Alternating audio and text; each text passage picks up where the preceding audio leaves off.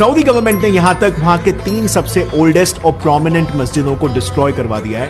अभी आपने खबर सुनी है कि नबी पाक सल्लल्लाहु अलैहि वसल्लम के वालिदा की कब्र पर आग लगा दी गई है। भारत के मुसलमान कहते हैं कि एक बार जहां मस्जिद बन गई उसे कयामत तक हटाया नहीं जा सकता। ज्ञानवापी मस्जिद मस्जिद थी और है और रहेगी इंशाअल्लाह। वहीं मुसलमानों के सबसे कट्टर देश सऊदी अरबिया में दर्जनों मस्जिदों को गिरवा दिया गया और वहां का अमाम चूं तक नहीं किया। हिंदुस्तान में जो मस्जिदें मंदिरों को तोड़कर उसके ऊपर बनी हैं, यदि उन मस्जिदों को हटाने की बात होती है तो मुसलमानों का धर्म खतरे में आ जाता है और तथाकथित सेकुलर लोग संविधान का रोना रोने लगते हैं।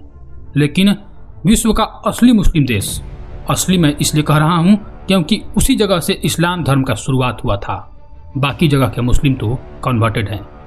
सऊदी अरब में दर्जनों ऐसी मस्जिदों और ऐतिहासिक स्थलों को तोड़वाया जा रहा है जो पैगंबर मोहम्मद से सीधा संबंध रखते हैं। आखिर क्या वजह है कि सऊदी अरब वह जगह भी तोड़वा रहा है जहां इस्लाम की पहली शिक्षा दी गई थी? ये सब बातें सुनकर आप आश्चर्य करेंगे, लेकिन जैसा कि खबरों में आ रहा है, आखिर सऊदी अरब में पैगंबर मोहम्मद के घर पर बुलडोजर क्यों चलवाया गया? पैगंबर का पुश्तैनी घर, उनकी बेगमों के घर, पुरानी मस्जिदें, ये सब इमारतें क्यों गिराई गई?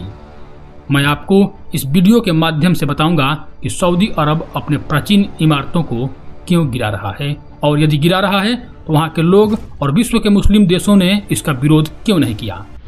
लेकिन तब तक यदि आप मेरे चैनल पर नए हैं तो सब्सक्राइब करके कमेंट में जय श्री राम लिखना नहीं भूलें। नमस्कार दोस्तों, मैं आपका दोस्त रजनीकांत ओझा। पिछले कुछ सालों में सऊदी सरकार ने वह तमाम ऐतिहासिक निशानियां मिटा दी जो पैगंबर मोहम्मद से जुड़ी थीं। जहां कल तक पैगंबर के शुरुआती साथियों की कब्रें थीं, वे अब नजरें नहीं आती हैं। कई ऐतिहासिक मस्जिदें जिन्हें पवित्र माना जाता था, वहां अब बिजनेस सेंटर या शाही परिवार का महल नजर आता है।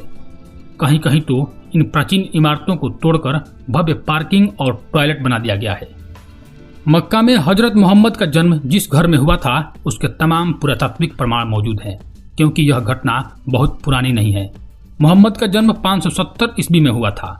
बाद में उसे लाइब्रेरी में तब्दील कर दिया गया था। अब उस घर को बैत अल मौलीद कहा जाता है, जिसे गिरा दिया गया है। हजरत के दौर की कई मस्जिदें और इमारतें मक्का में अभी 2-4 साल पहले तक मौजूद थीं, जिन पर अरब के बादशाह ने बुलडोजर चलवाकर जमींदोज कर दिया। इसमें पैगंबर की पहली बेगम खदीजा का घर भी था। इस्लाम के पहले खलीफा अबू बकर के घर को भी सऊदी सरकार ने तोड़वा दिया है, जहां आज होटल हिल्टन खड़ा है। जिस ऊंची पहाड़ी की चोटी फरान से हजरत मोहम्मद ने अपने पैगंबर होने की घोषणा की थी, आज वहां आलीशान महल बनवा दिया गया है। हजरत अली का घर, जहां हसन और हुसैन का जन्म हुआ था, उसे भी तोड़वा दिया गया है। दोस्तों, ये सब इतने गुप्त तरीके से हो रहा है कि इसकी जानकारी नेट पर भी नहीं मिलती, लेकिन हमने काफी मेहनत करके ये खबरें आपके सामने लाया है। सऊदी सरकार का इस पर बयान है कि पैगंबर साहब का मकान इन भव्य इमारतों के पास पार्किंग के स्थान में अवरोध पैदा कर रहा था।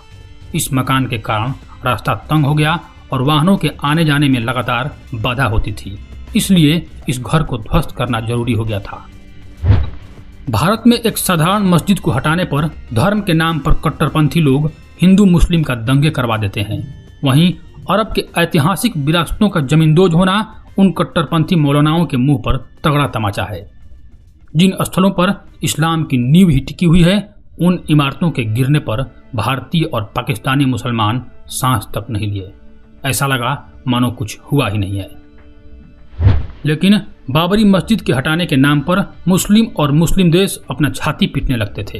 वहीं ज्ञानवापी और मथुरा के मस्जिद को बोलते हैं यह कयामत तक रहेगा। मतलब मंदिरों को तोड़कर मस्जिद बनाना इन्हें ठीक लगता है। लेकिन हैरत की बात है कि इन कन्वर्टेड लोगों के मुंह से पैगंबर मोहम्मद का घर तोड़ते वक्त विरोध की एक भी आवाज दुनिया के किसी कोने से सुनाई नहीं दी, क्योंकि इन्हें पता है कि भारत में रहकर तो हिंदू धर्म का विरोध आसानी से कर सकते हैं, लेकिन सऊदी अरब के खिलाफ जो आवाज उठाएगा उसकी आने वाली नस्लों का हज पर जाना बंद हो जाएगा। उन्हें मुसलमान माना ही नहीं जाएगा।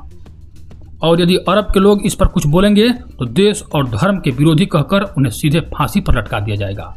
इसलिए मस्जिदों और इमारतों के तोड़ने पर कोई मुस्लिम कुछ नहीं बोलता। दोस्तों, अभी हाल ही में यह भी खबर आया था कि सऊदी अरब ने रमजान के महीने में मस्जिदों पर लाउड स्पीकर पर भी रोक लगा दिया था।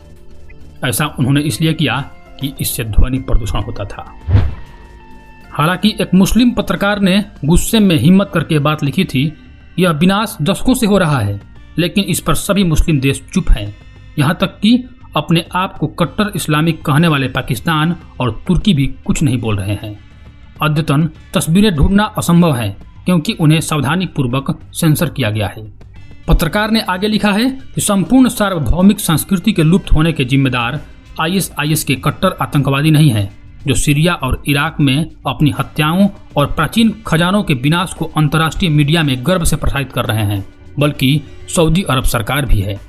तो दोस्तों, यह था पूरा वृत्तांत। यदि आपको यह जानकारी अच्छी लगी हो तो कृपया मेरे चैनल को सब्सक्राइब करके कमेंट में जय श्री राम जरूर लिखते हैं। धन्यवाद।